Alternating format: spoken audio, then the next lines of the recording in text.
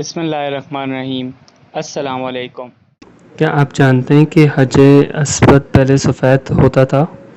حج اسود فرشتوں سے تعلق رکھنے والا ایک عظیم فرشتے کا نام تھا جو خدا کی وحدانیت، پیغمبر اسلام کی خاتمیت اور حضرت علی کے وسیع ہونے کا معتقد تھا۔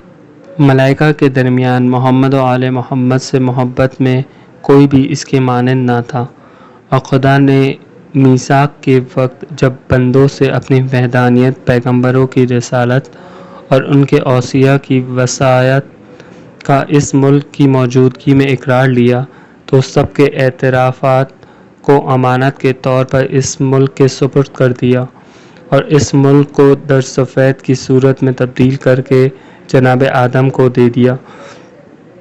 لہذا جناب آدم جہاں بھی جاتے اس در سفید کو اپنے کاندھوں پر لے جاتے، یہاں تک کہ جب خانہ کعبہ کی تعمیر کی تو حکم ملا کہ اس رکن یمانی میں نصب کر دیا جائے تک در طوفان آنے تک وہیں تھا۔ جب سب جگہ تباہی پھیل گئی تو جبرائیل علیہ السلام نے اسے اٹھا کر ابو قبیس کے پہاڑی میں دفن کر دیا۔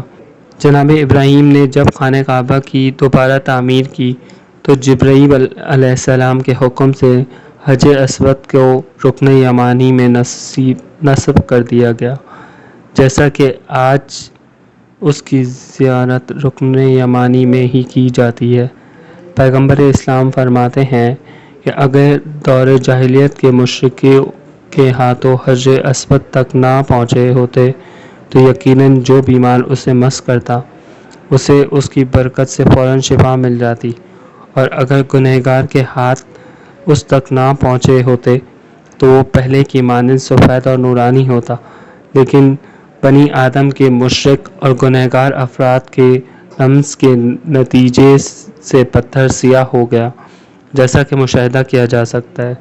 اس وقت حج اسود دیکھتا ہے اور جو لوگ اس کے قریب جاتے ہیں اور اسے مس کرتے ہیں تو وہ اسے پہچانتا ہے۔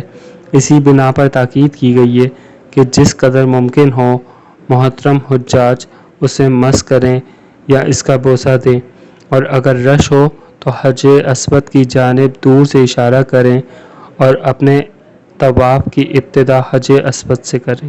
جی فرینڈز، تو کیسی لگی آپ کو یہ ویڈیو؟ اور مزید اگر آپ کو اچھی ویڈیوز اور نالجیبل ویڈیوز دیکھنی ہو تو کائنڈلی ہمارا چینل کو سبسکرائب کریں، لائک کریں اور بیل کا بٹن دبا دیں۔ Thank you.